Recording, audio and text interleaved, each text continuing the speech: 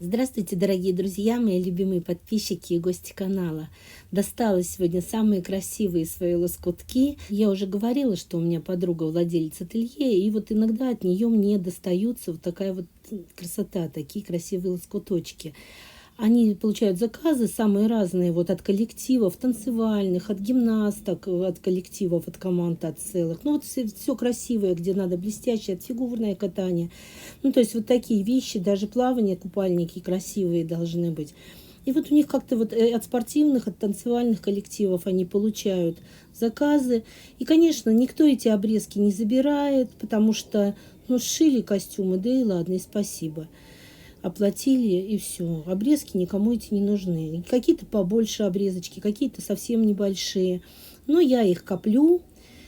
Каждый раз я их не использую, естественно. Но тут мне пришла такая идея интересная, что я решила, что надо попробовать использовать эти красивые обрезки.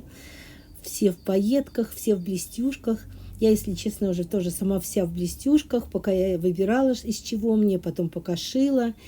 Я вся в блестюшках тоже. Волосы поправить рукой, хопа, уже весь лоб, все волосы в блестюшках. Ну, не так прям сильно, но есть. Короче, шью, пришиваю эти блестящие лоскуточки на основу. Основа у меня из бязи, из черной. Я тоже уже говорила, у нее что-то много очень этой бязи, обрезков скопилось. Тоже из того же ателье. Вот. Ну и я трачу теперь все бесплатно, мне доставшееся. Но если у вас, ну, конечно, не у каждого такие богатства есть, но вот я знаю, что в фикс-прайсе иногда продавались какие-то наволочки на маленькие подушечки с такими блестючками. Ну и сейчас много где используется вот так вот у внуков, у внучек по сусекам поискать то, чего им уже не нужно, и можно найти.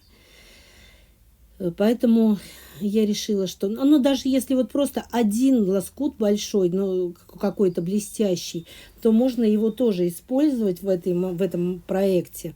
Не обязательно разные. Просто у меня нет одного блестящего, большого. Я решила тратить маленькие, но много. Ну, я делаю что-то вроде Crazy Quilt, но только на самом деле просто полоски пришиваю на основу. Я не смотрю, какие там эти полоски у меня, чтобы они одного размера были, совпадали. В результате получается вот такое полотно с блестяшками с разными. И я укладываю на нее ткань, тоже бязь, 2 слоя розовую, и 2 слоя джинсовой ткани, тоже от старых джинсов. Я буду делать синель.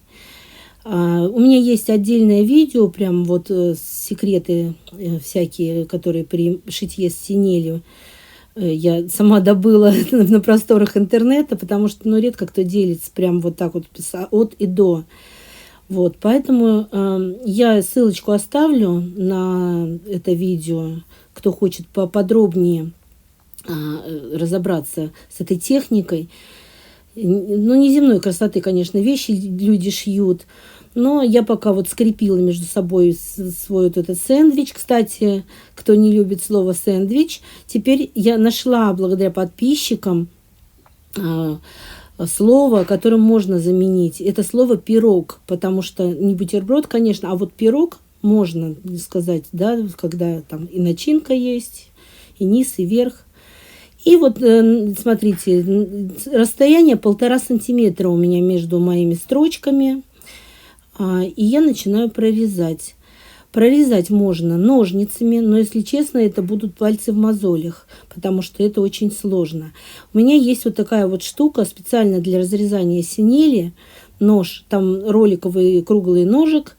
И можно в зависимости от размера ширины строчки можно выбирать разные режимы и прорезать таким образом. Прям раз, все, готово.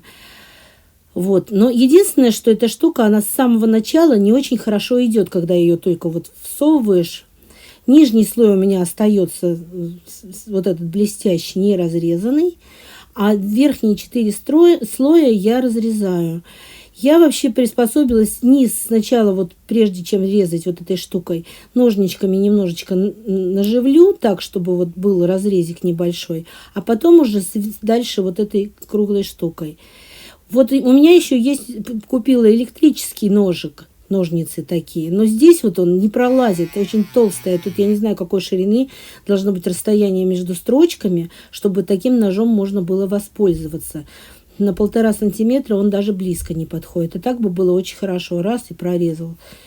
Ну вот, получилось, что я все прорезала в результате. 2 заготовки у меня. И складываю теперь вот в мешок для стирки и понесу в стиральную машинку, потому что для того, чтобы все это хорошенько растрепалось, во-первых, треплется это все хорошо, когда оно влажное, а во-вторых, оно немножечко в машинке уже растреплется, пока оно будет стираться там. Вот. А в-третьих, я уже потом, после того, как достану, я покажу, что делать дальше. Все, отношу вот мешок этот в машинку и в стирку. Не прошло и 2 секунды, как все постиралось.